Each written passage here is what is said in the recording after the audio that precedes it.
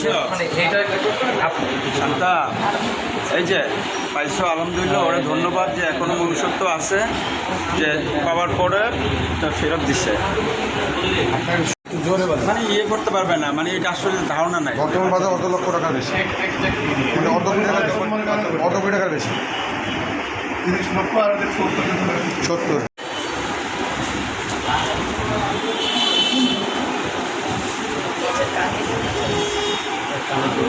যা পাওয়া গেছে সব দিয়ে দেওয়া হয়েছে।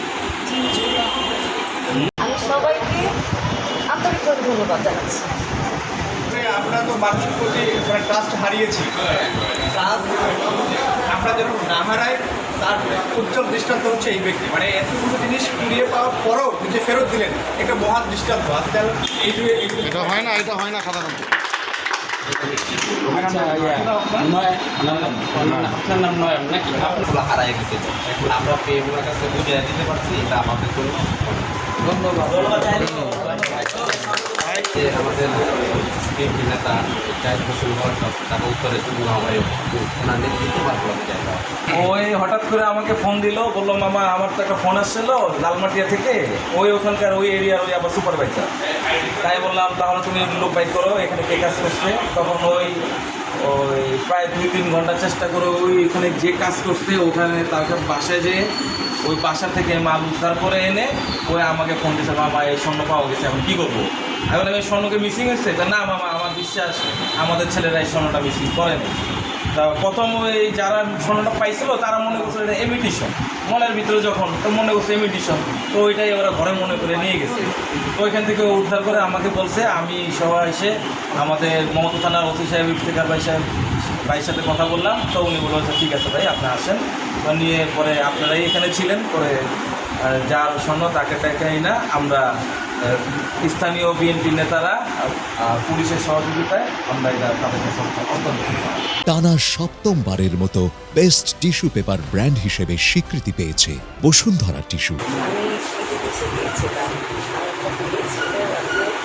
তো সেখানে যাওয়ার আগে আমি এগুলো বাইরে ডাস্টবিনের পাশে রেখেছিলাম। পরে অনেক সময় রাস্তার সাথে বাইরে যে বাসায় পরে ময়লাটা এসে পৌঁছে সে নিয়ে একসাথে বাবা দিয়েছিল। আমি একটু আগে দেশ থেকে আসছি, এসে আমি আগে এখানে যখন হাতিয়ে থেকে গেছি তখন ওর বাবা ময়লা ফেলে কবের ঘটনা? এটা গতকাল রাতের ঘটনা। আমি একটু বৃষ্টি দেশ করে 4টা এখন নেতাদের মাধ্যমে এবং পুলিশের সহযোগিতায় আহরণ ফেরত পেয়েছেন, তো এই সম্পর্কে জানতে চাচ্ছি কেমন লাগছে। অবভিয়াসলি বলবো যে আমি সবার বন্ধু এটাও প্রমাণ করেছে, এবং যে ভাইয়া আমাকে এই হেল্পটা করেছে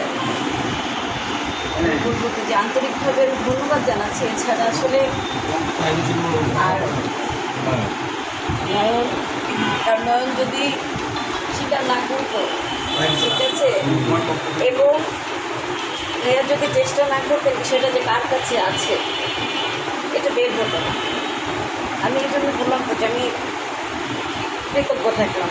আচ্ছা, ধন্যবাদ জানাচ্ছি। টোটাল কতগুলো স্বর্ণ আছে এখানে আপনার?